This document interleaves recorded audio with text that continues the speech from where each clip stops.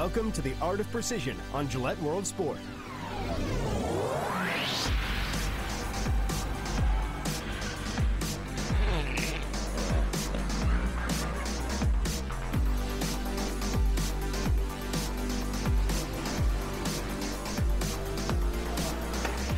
Coming up today, we're on the road to the FIFA World Cup with Brazilian striker Neymar Jr. In port and recharging with Dongfang race team. And breaking down positions on the football pitch. You got to have awareness to know what's around you and what your next pass is going to be.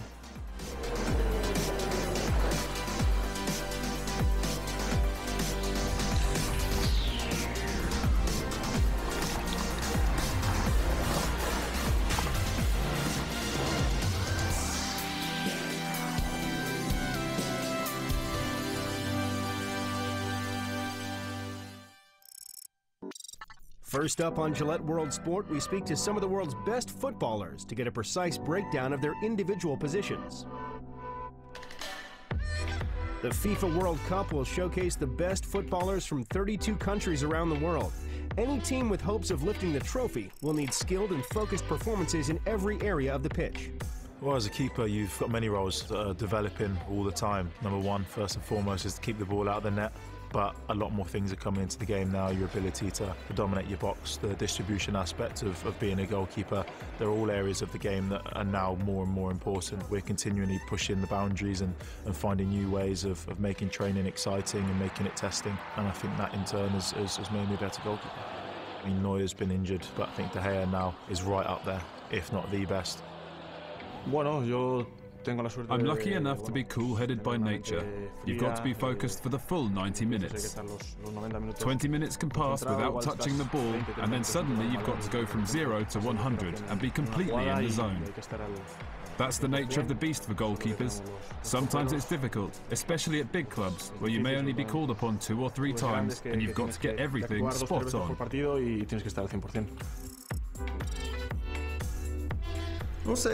I try to enjoy myself. I try to attack, to defend, and break some rules, so I'm not just a fullback. In my opinion, every player has to do that little bit extra than just their position. I think in football, the most important things are ball control, your passing, and your positioning on the pitch. I think you have to be good at reading the game, you know, where the players come from and how to solve problems or mistakes that's happened in front of you. Everyone can have 1 or 2 good games, so I think it's a consistency of doing it every game. Doesn't matter if you play Champions League or the first League Cup game of the season, I think it's just consistency. I think that having been around for so many years, besides providing balance and consistency in defence, I also try to be a leader. For example, during high-stake games, I try to help the less experienced players to stay calm and bring the best out of them. I think we all have leadership skills. It's just that, over time, some people develop them more than others. I think there's an onus on me to lead the group and bring the best out of them.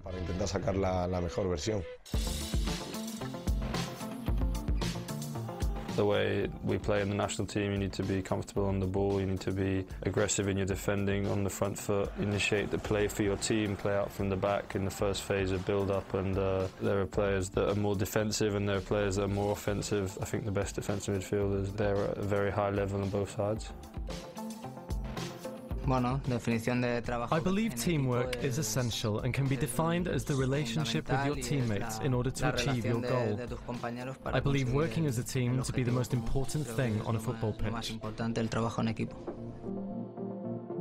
My role on the pitch is like number 10. I'm moving a lot in the center and trying to get the ball and put my teammates in good positions. I think you have to have a great understanding of the game. You have to make quick decisions. And the quality to know what to do when the situation comes. I think Christian Eriksen is a very good player in this position. Mkhitaryan is also a very good player, and I think Messi is also a little bit like a 10, even if he plays wherever he wants. I think in this generation, you don't see a lot of out-and-out wingers. I think a lot of wingers come inside a lot, you know, and get on the ball and make things happen, you know, off the left. You've got to have awareness for sure to know, obviously, what's around you and what your next pass is going to be. You always got to have a picture of all players making runs. But, you know, if you keep the ball moving, play 1-2 touch, you know, the defender can't get in there. You have to look for goals, you have to look for assists. Of course, you have to defend. It's very important to have quick reactions in your brain. When you are quicker than your opponent, it's easier to score. You have to do a lot of running between the lines, and maybe 1 out of 10, you receive the pass. I always try to be as accurate as possible, whether it's when I pass the ball or when I have to shoot. Technique is one of my strengths. I try to improve it by working a lot in front of goal in training, so that I can score whenever I receive the ball in the penalty area and have the opportunity to shoot.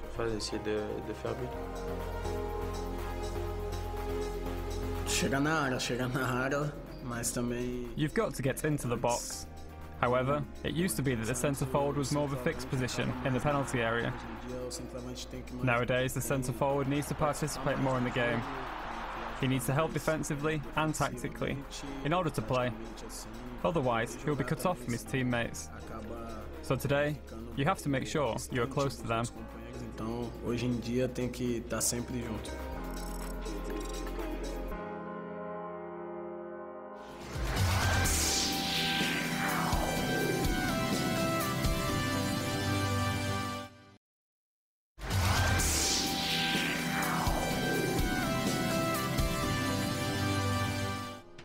With the Summer X Games on the horizon, here are some of the social highlights from the event's biggest stars.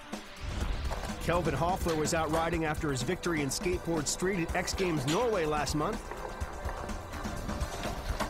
Also hitting the rails was Nyjah Huston, who has podiumed in the event at each of the last 9 editions.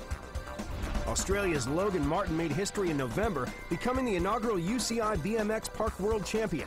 He later showed that he's not bad on the jumps either.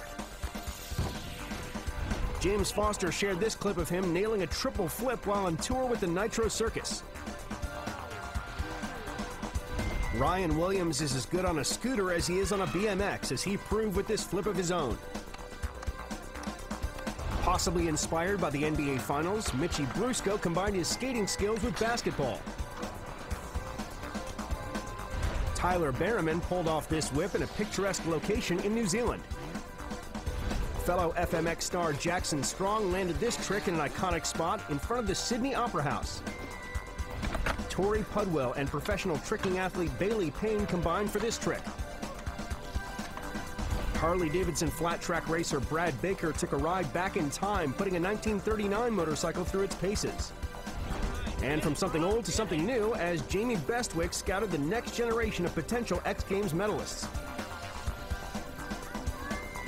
And finally, 2 legends of Summer X tried their hand at extreme sports. 30-time medal winner Bob Burnquist took a zip line over Dubai, while Tony Hawk took a ride on a man-made wave in California.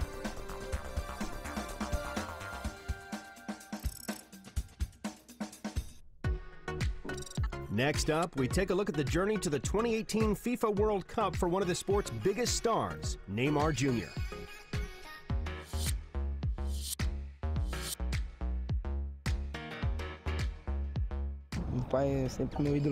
My father's always been my greatest idol.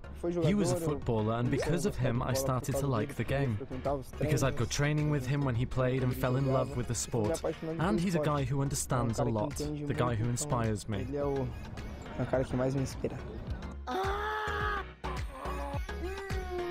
A footballing prodigy who made his professional debut at the age of 17, Neymar Jr. has become one of the most famous athletes in the world. Now 26, he's already played for some of the game's greatest teams and won some of the biggest prizes in world football. At the last World Cup in Brazil, he carried the expectations of his entire nation.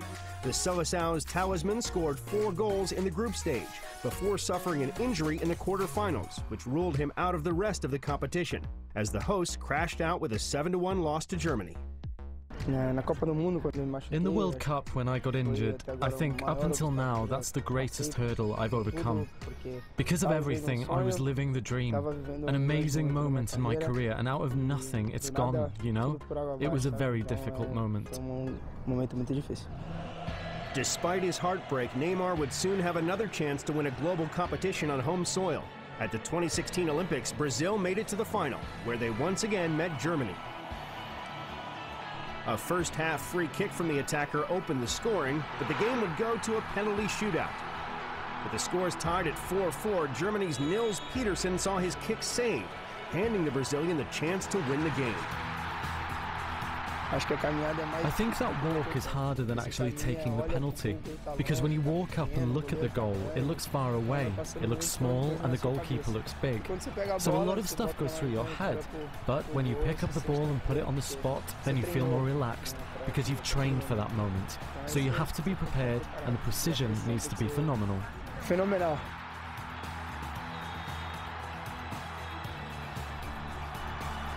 Gold medal in hand, the forward returned to FC Barcelona, but it was to be his last season with the Spanish Giants, as in August 2017, he agreed a record €222 million transfer to French club PSG. Neymar continued to showcase his skills for his new side, scoring 28 goals in his first 30 appearances. However, his season was cut short in February, as he suffered a broken metatarsal, meaning he had to watch from the sidelines as his teammates lifted a quadruple of domestic trophies. 3 months of rehabilitation nearly complete, he looks set to be fit for Brazil's kickoff, and will be hoping he can light up Russia and inspire Brazil to a 6th World Cup title.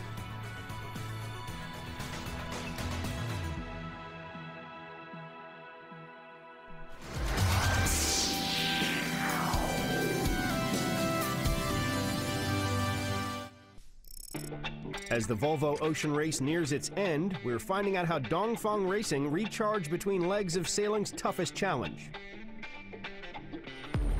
Over the course of the latest edition, the fleet of the Volvo Ocean Race will have faced 13 unpredictable legs and sailed more miles than ever before in the menacing Southern Ocean.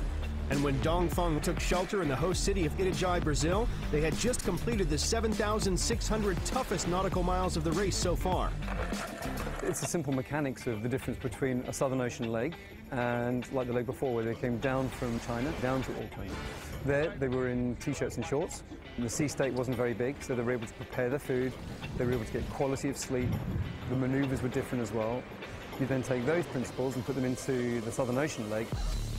There's a much bigger sea state. You're permanently holding on to everything, so you're not getting thrown about. You lose that point of contact and you'll be injured for sure. They're wearing heavy clothing the whole time. You're hemorrhaging calories just to try and keep your heat up. It's harder to eat. When you start to get fatigued, it's very easy to let these little things start to drop, so you don't eat quite as much. You don't get into your bunk to sleep quite as well. You don't do all the things you have to do quite as crisply, and inevitably things start to drop.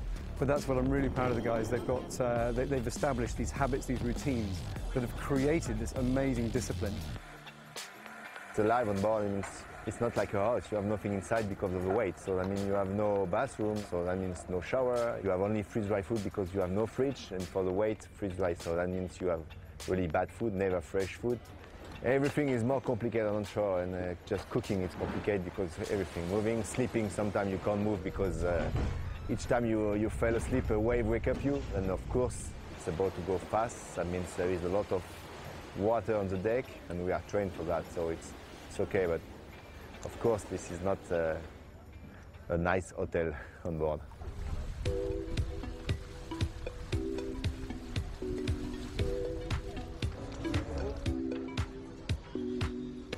We like to be on the sea, but we like to be on shore, and after a tough lake like that, 3 weeks in the cold, no shower, sleeping in a bed we always move. You're happy to arrive in a beautiful place like here with the sun. So typically we have 2 or 3 days of sort of a landing protocol, whereby we do a lot of injury assessment, we do all the measurements, we listen to the guys, we do some menu planning for the next leg, and we give them a little bit of time and space. Then we'll find everyone comes back in for the week before. The work really starts then. So the boat is often finished. You can see we've just gone back into the waters today. Then we've got some physical work every day this week. We're putting all the individual food programs together this week. The sailors come in and we work through the individual packing per day. So we have all 18 days for the next leg, everything laid out, and we run it through the spreadsheet to know exactly what they're consuming. It was one of these ones, wasn't it? And we try and adapt it to the days. So it's all about trying to optimise, taking the absolute minimum that we need to take for weight, but also giving the guys what they need to keep performing. 8, 12 and 16.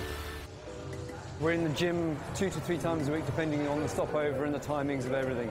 But for us, it's really important we do get a strength hit during the stopover.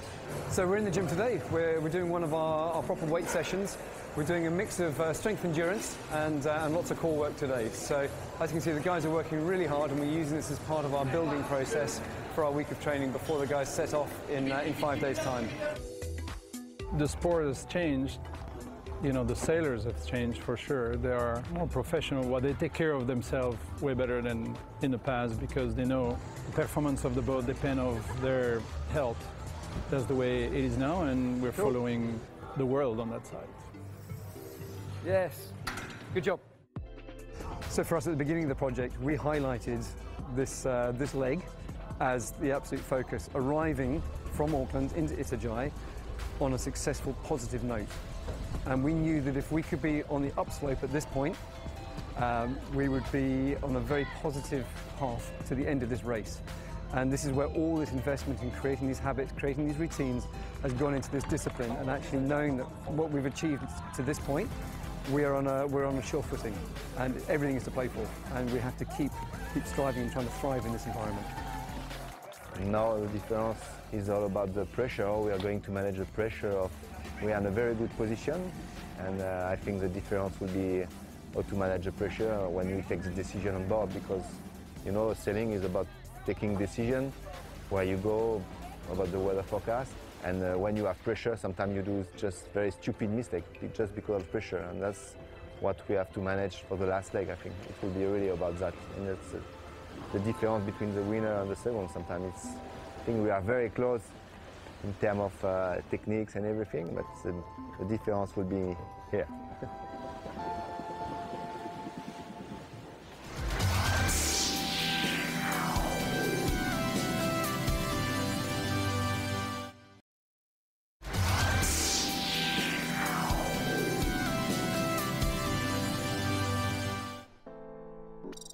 Finally, we're in Spain to look at how Brazilian fullback Marcelo is helping to prepare the next generation of potential World Cup stars. Playing for Real Madrid for over a decade, Marcelo has won over 15 trophies, including 4 La Liga titles and multiple Champions Leagues, as well as over 50 caps for the Brazilian national team. Now aged 30, Marcelo and professional futsal player Caio Alves have helped launch School 12, a football academy based in the city of Getafe.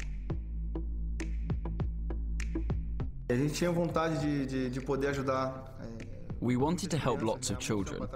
A long time ago we talked about it, because lots of children don't have the opportunities to learn the basics at a football school, for which we have qualified teachers. Our objective is, for example, if a kid wants to do a trial at a club or something, at our school he will learn the football techniques, and a bit more than we or I learned. We have outdoor football, futsal, and beach football. So that's more or less the idea, to try and help the children prepare before they go for trials at any team.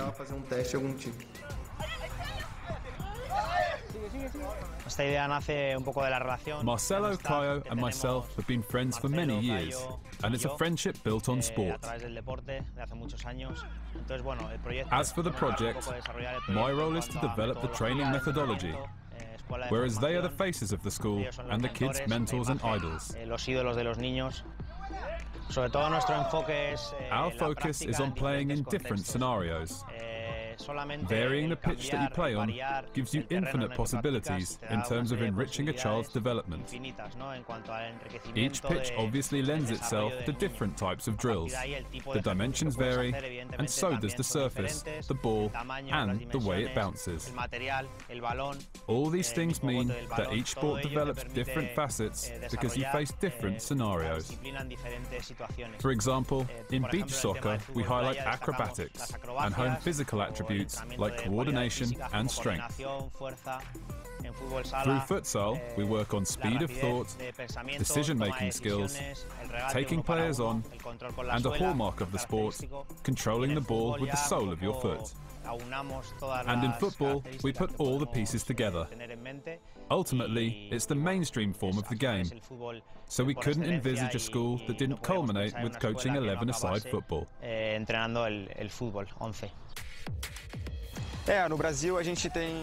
Well, Brazil is a country that is known for football, but futsal also plays a very important part too. I think all the main players playing at world level started in futsal. It was also the same for Marcelo. I think that when you start training from an early age, you learn how to carry the ball, how to dribble in small spaces, the ability to react quicker due to limited space and limited time. And so I think these skills are set apart from those in 11-a-side football. In addition to improving their abilities on the ball, the school also aims to develop language skills, regularly conducting sessions in English. You know, in the world where we live, it's very important to talk different languages, and now the English is the most popular one. It's very easy to talk with them because there are kids who want to learn about the language and about football. So if you mix them, it's perfect. Okay, so you are going to jump and finish with the other one, okay? Your back is going to stay in the ground. Marcelo and Caio are adamant that when kids come here, they should learn, but most importantly, enjoy themselves. Two things that we always keep top of mind and often reiterate are joy and family. So here you'll find a group of people, a family, who are united by football and who above all have a good time. It's a wonderful sense of happiness because we can see the happiness in their faces when they see us. We know we are an example for them and we want to give them the best of us. And when we see the happiness in their faces, that is priceless.